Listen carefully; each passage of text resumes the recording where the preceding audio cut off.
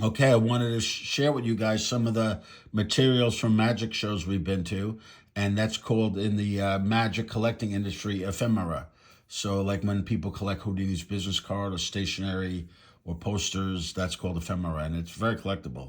So here, this is the last thing we went to. Now, if you look at our New York City video where we went to see Ringo Starr, you'll see about this show we saw. So it's called Steve Cohen's Chamber Magic, and it's a really good show. It's what it is very exclusive parlor magic. Maybe there's 50 or 75 people that are able to go, and you have to wear a suit, and the women have to wear a dress or a gown. You got to be dressed up, and he does really amazing magic. And this is the program from it, and he signed it for us. We met him afterwards, so this is signed, and this is some of the stuff that's in there. But the one of the most amazing one and one of the most famous ones is Think a Drink.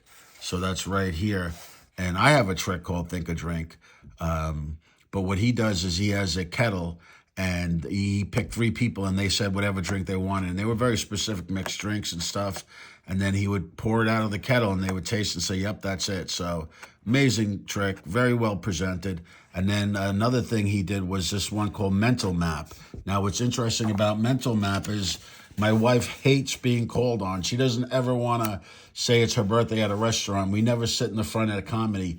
And we're in this parlor, dressed up in a suit and everything. And she's in a nice dress and she's looking away. He's like, I need a volunteer. They used a lot of volunteers that night. And he picks on her and she's like, oh no. Anyway, she went up and did well. But he had her think of a city. And then he had this map and he started tearing away the map. And a map, tearing away, make it smaller and smaller. And her choice was Atlantic City. And then he had a pin that was right next to Atlantic City. So that was very cool. I think I know how you might have done that one. And then this is, like I said, a nice business card. It's at the the Latte New York Palace. And it used to be at the Waldorf Astoria, very exclusive, but they had to do, refurbishing and stuff there. So he moved it to the Latte. I think that's how you pronounce it. And this is a really nice card from it. So that was Chamber Magic. Check that out in New York City. Steve Cohen, the guy who did that, this is Steve here. He is also involved with Tenyo. So I collect Tenyo magic tricks. They're Japanese magic tricks, very collectible. And what he does is every year when they come out with new ones, he translates the Japanese instructions into English. So he's very involved. So it was very nice meeting him and getting this autographed program. All right, that same day in that same New York City, we went to see this Harry Potter and the Cursed Child, and we were going to see this in London when we went to see Paul McCartney, but it was two parts.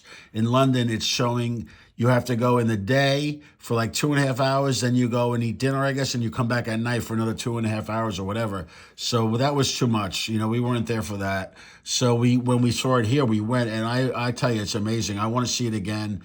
The special effects, there's magic in it, really well done, and just a fantastic play. I definitely want to go see that again. So I recommend that too. You could do them both like we did in the same weekend or the same day. We went to the matinee, and then we went to the late show for Steve Cohen, which I believe was 10 o'clock or something like that. All right, next up, now we're going back a whiles. Well, let's go look at this. This is Penn and Teller. They were on Broadway, and we went to see them, and we stayed in Manhattan. And after the show, first of all, they're great magicians, and half the magic is telling stories, and the patter it's called, and they're just fantastic at that, and really great showmen. And it's more than the tricks, they're just great showmen. And when we went to see them in 2015, this show, after the show, this is on Broadway, they met every single person that wanted to meet them. And they signed autographs, took pictures, whatever you wanted. So we waited on the side, and we were like some of the last people, and it was at least an hour after the show. Now, we just saw them again. You'll see them. I have a little video from the theater in Las Vegas about a year or two ago, but they didn't do that again. When I noticed Penn was on, this is Penn and this is Teller. He doesn't really speak too much, but I noticed when Penn was on stage, he was limping a lot, and that must be painful doing a show. Probably got some back issues or something. So they didn't do a meet and greet afterwards, but still a great show. Very good. I recommend this highly. Okay, now this is going back a while. David Copperfield, we went to see at the New Jersey Performing Art. This is signed This is signed. Everything's been signed so far. That was signed by Penn and Teller. So we went to this magic show with our neighbors, Bob and Kathy, and Bob got called to go up on stage, and he had a motorcycle with David on it. I think it was a motorcycle with David on it, and then he appears later, like he disappears, and then seconds later he appears in the balcony of the theater.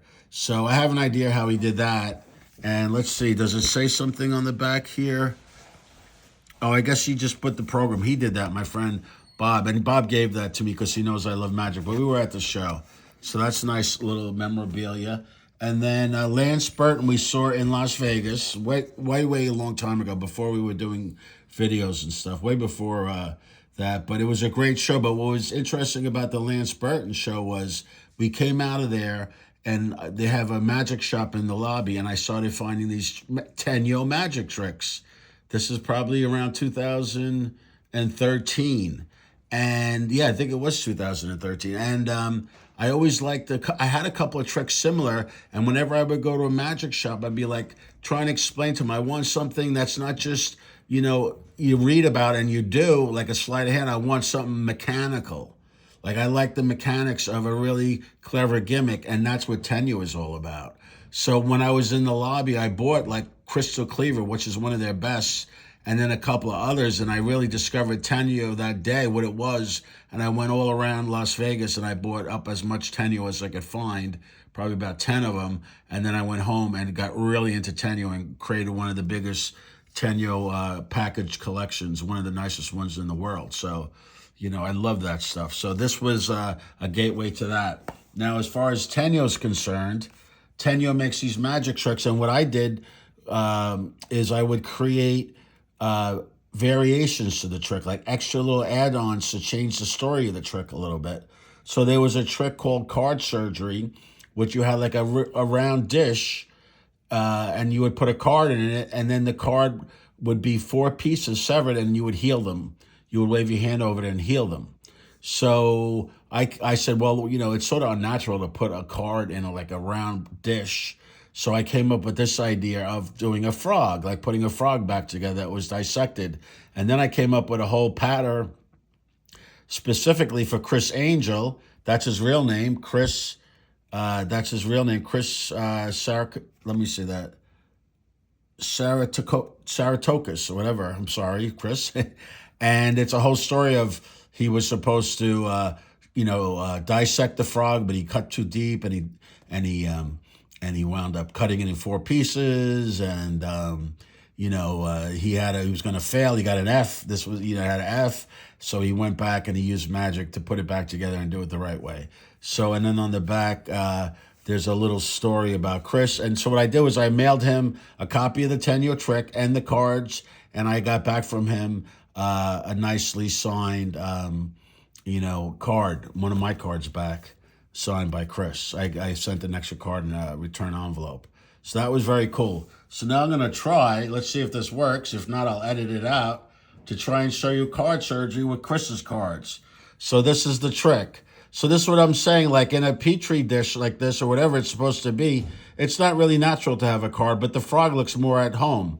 So what you would do is you got 4 pieces here, and then what I could do is I could just take it and like mend it, and then you'll see like, whoa, look, I fixed that one, right? Whoa, whoa, magic, abracadabra, and then I'll come again, and then a little like rubby-dubby, and wow, voila. So that's a very cool magic trick. Check out Tenyo, check out all these magicians, and keep liking and subscribing and enjoying my videos. I'm having fun doing them.